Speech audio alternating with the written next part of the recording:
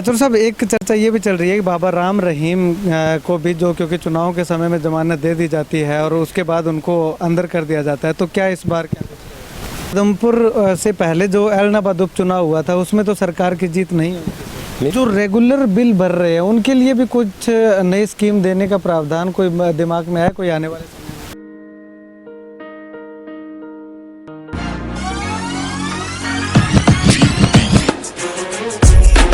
This is my school. It's right. Please enter along my school. Thanks. This is our computer lab. We charge computer from church center itself.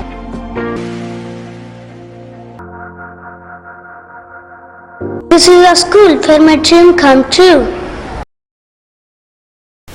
नमस्कार, स्वागत आपका के हरियाणा पे। मैं हूं आपके साथ रमेश जाखड़। लगातार बिजली मंत्री चौधरी रणजीत सिंह खुला दरबार लगा रहे हैं और खुला दरबार में लोगों की समस्याएं सुन रहे हैं। एक महीने के अंदर अगर बात करें तो 2-2, 3-3, 4-4 जो है वो खुले दरबार चौधरी साहब के द्वारा लगाए जा रहे हैं। तो ऐसे में 11 और 12 अक्टूबर को भी जो है चौधरी रणजीत सिंह जी के द्वारा जो है वो खुला दरबार लगाया गया है। तो उस दरबार में किस तरह की समस्याएँ आई हैं उनके सामने और किस तरह से निदान किया गया है, और इसके साथ साथ कुछ और राजनीतिक मुद्दों पे भी चर्चा करेंगे। तो सबसे पहले चौर साहब, हम आपसे जानना चाहेंगे कि एक महीने में 3 से 4 खुले दरबार जो है वो आपके द्वारा लगाए जा रहे हैं, तो किस तरह की समस्याएं लोगों की?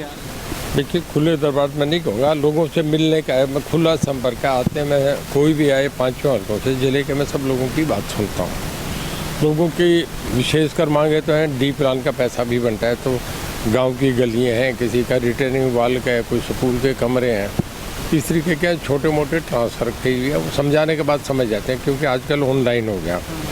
तो बिजली की भी कहते हैं, ट्यूबवेल कनेक्शन है, बिजली का कहीं 24 घंटे है, हालांकि वो तो हम कर रहे हैं, बहुत अच्छा चल रहा है। हमारा 84% है, जो देश में सबसे ज़्यादा है। और किसी का छोटा मोटा पुलिस स्टेशन में भी काम हो जाता है, आपस में झगड़ के आ जाता है, हम कोशिश करते हैं कि आपस में बैठ के भाईचारा से राजीनामा हो जाए। और बाकी कोई मुआवजे की बात भी कह लेते हैं, कभी नहर के पानी की भी बात कर, लोगों की अलग अलग अपनी समस्याएं हैं हर जी। तो उनको सर जो आपके पास समस्याएं लेकर के आते हैं, चाहे मुआवजे की बात है या बीमा क्लेम की बात है, तो उनको किस तरह का जवाब, किस तरह से सेटिस्फाई किया जाए? बहुत लोगों को तो समझा दिया जाता है, कुछ लोगों को जानकारी नहीं होती है, समझा दिया जाता है। जैसे ट्रांसफ़र का है कि ऑनलाइन है, उन ऑनलाइन में सीएम साहब भी नहीं कर सकते, मैं भी नहीं कर सकता, सब उनसे सब ट्रांसपेरेंसी है। डी प्लान का लोगों का है कि हर गांव में 10-10 गलियां मांग रहे हैं, इतना जितना संभवता है होते हैं। सड़कों की बात है, अभी हमारे सीएम साहब ने कराया कि हर कॉन्स्टिट्यूंसी में तकरीबन मेरे यहाँ जैसे मुझे 25 करोड़ रुपया दिया गया है, जो सड़कें टूटी है उनकी रिपेयर के लिए, तो हम करवा रहे हैं। लोगों से ले लेते हैं, रोक देते हैं, अपने उन्हें करवा देते हैं। खेत कल्याण स्कीम में लोग गांव की अपने ढाणियों की भी वो चाहते हैं कि हमारा रास्ते पक्के हो जाएं, उसका भी जो प्रोविज़न है उसके लिए हम कर रहे हैं। तो इस तरीके के कुछ लोग आपस में लड़ झगड़ के आ जाते हैं, पुलिस स्टेशन का मामला होता है, तो उन्हें समझाते हैं, बैठ के साथ वाले गांव के सरपंच को कह दिया बैठ के इनका आपस में मका, तो भाई लड़ लेते हैं। तो अलग अलग समस्याएं हम भी उस लाइफ में जिए हैं, देखा है, तो समझ लेते हैं, कोई इशू नहीं है। ट्यूबवेल कनेक्शन को लेकर के काफ़ी सारे किसान जो है वो सवाल कर रहे हैं। इससे पहले एक कंडीशन भी लगाई गई थी कि माइक्रो इरिगेशन सिस्टम लगाना अनिवार्य होगा, तो वो अभी तक जो है वो अनिवार्य ही है, और इसके साथ साथ जो बचे हुए ट्यूबवेल कनेक्शन है वो किसान इंतजार। हमारा कोई किसी से विरोध नहीं है। जब 100 फुट से नीचे जब पाइप जाएंगे तो हर साल लोग एक पाइप और लगा दो, एक पाइप और डाल दो, उससे अल्टीमेटली तो पानी खत्म होगा। समस्याएं तो इन्होंने किया, पर एक इस करके नहीं हो रहा कि आप चला रहे हैं, मैं समझता हूँ नुकसान होगा, मेरे बच्चों को होगा, पर ये देखते हैं कि वो चला रहा है, 90 आदमी और चला रहे हैं, तो तेरे से क्या फ़र्क पड़ता है, ये करके लोग उस मेंटलिटी में इस पे हैं। तो थोड़ा समझाने से समझ जाते हैं।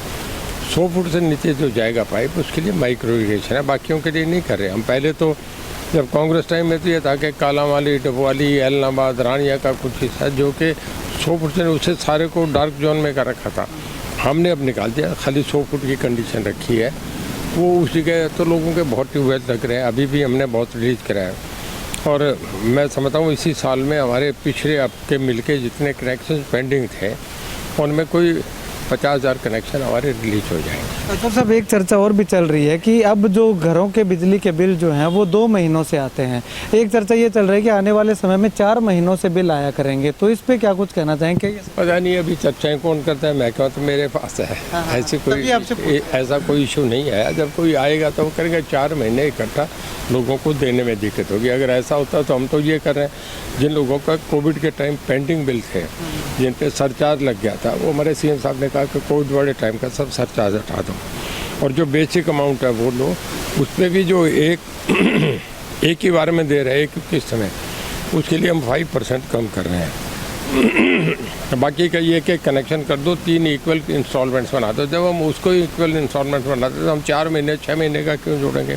ये बाहर की बातें, अभी कोई ऐसा इशू नहीं है। अभी तक जो भी हमने देखा है वो डिफाल्टर जो हो जाते हैं उनको कुछ रिलैक्सेशन देने का काम किया जाता है। वही दिया ना जी, जो हम कह रहे हैं कि उसमें उनका सरचार्ज हटा के उनका 3 महीने 3 किस्तें बराबर की करके कर दो, और पहली किस्त के बाद उनका कनेक्शन ऑन कर दो। जो रेगुलर बिल भर रहे हैं उनके लिए भी कुछ नई स्कीम देने का प्रावधान कोई दिमाग में है कोई आने वाले समय में?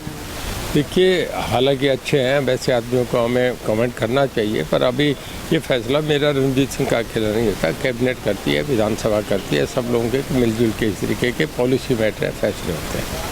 शुरुआत में आप जब मंत्री बने थे तब आपने एक बयान दिया था कि नौकरियों वाले बहुत ज़्यादा आ रहे हैं और इतनी नौकरियां दे पाना पॉसिबल नहीं है, तो क्या वो नौकरियां अभी तक लगातार मांग रहे हैं या लोगों को समझ आ गई? नहीं, अभी हमारे सीएम साहब ने अनाउंस करा है 66,000 अनाउंस करिए, पर उसके लिए एक सिस्टम है।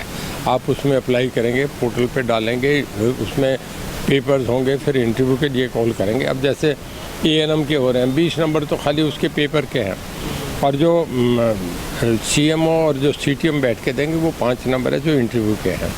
तो अल्टीमेटली तो 20 वाला जाएगा। जिसने 20 में से 19 ले लिए और उसे चाहे 5 में से 1 में लेगा तो भी 20 में वो क्वालिफाई कर जाएगा, और जिसके 8 नंबर है उसको हम सारे नंबर 5 के 5 दे दें तो भी नहीं होगा। तो एक ट्रांसपेरेंसी आई है, सबको एक मौका मिला है कि बराबर से अपना कंप्यूटर, एक टैलेंट की इज्जत हो रही है। आदमपुर उपचुनाव को लेकर के सर आप क्या कुछ कहना चाहेंगे? कितने आश्वस्त आप भारतीय जनता पार्टी की? देखिए, भारतीय जनता पार्टी जीतेगी 100%, कोई दो राय नहीं। अभी इलेक्शन शुरू होगा, मैं पहले ही पता था चुनाव जीतेंगे। इतने हौसले पे तो भारतीय जनता पार्टी उन्होंने ज्वाइन करा, हमने उससे चुनाव में उतारा। अगर हम कमज़ोर होते तो ये कैसे करते हैं? क्योंकि आदमपुर से पहले जो एलनाबाद उपचुनाव हुआ था उसमें तो सरकार की जीत नहीं हुई। नहीं, सरकार की जीत नहीं, वो एक इशू ऐसा था कि उन्होंने किसान मुद्दे पे, उन दिनों में किसान मुद्दा बड़ा चर्चित था और किसान मुद्दे पे हुआ था। हालांकि पिछले मार्जिन से कम हो गया था, पर ऐसा नहीं था कि वो चुनाव ने बहुत बड़ी टफ हो गया था चुनाव। पर ठीक है कि एक रिजाइन करा था, किसान का इशू था, तब बड़ा बर्निंग इशू था उस वक्त, तो एक हवा ऐसी थी, हो गया। उसके बाद तो किसान यूनियन का वो पंजाब का जो लड़ा था उसे बेचारे को 4,000 वोट है कि वोट ही नहीं थे। एक इशू थोड़े दिन होता है, उसके 4 महीने बाद डाई डाउन हो जाता है। कांग्रेस में पहले से फूट देखने को मिल रही है, लेकिन अब आम आदमी पार्टी में भी कहीं ना कहीं अंदरूनी फूट देखने को मिल रही है, तो इसका नुकसान कहीं ना कहीं आप मानते हैं दोनों पार्टियों? देखिए, मैं नहीं कहा, आम आदमी पार्टी हरियाणा में है ही नहीं, तो उसको चर्चा करने के अलावा नहीं। चुनाव में भी याद देखना कहीं नहीं है कि फाइट में नहीं है। मैं आज आपसे बता रहा हूँ, कांग्रेस का रोज़ हो रहा है, कभी कुलदीप छोड़ के आ रहे हैं, कभी कोई और छोड़ के आ रहा है। मैं भी छोड़ के आया हूँ 3 साल पहले। कांग्रेस की स्थिति पहले नहीं, कांग्रेस तो हर स्टेट में ख़त्म होती जा रही है। कांग्रेस का भी अब एक जाने का वापस मतलब उसका हो गया कि वो रास्ते बंद होकर ख़त्म होने जा रही है। कांग्रेस का युग ही समाप्त होने जा रहा है। चलो साहब, एक चर्चा ये भी चल रही है कि बाबा राम रहीम को भी जो, क्योंकि चुनाव के समय में जमानत दे दी जाती है और उसके बाद उनको अंदर कर दिया जाता है, तो क्या इस बार क्या? देखिए, ऐसा नहीं है। जब 3 साल पूरे हो जाएं तो हर आदमी का अपना राइट है जेल से पैरोल लेने का।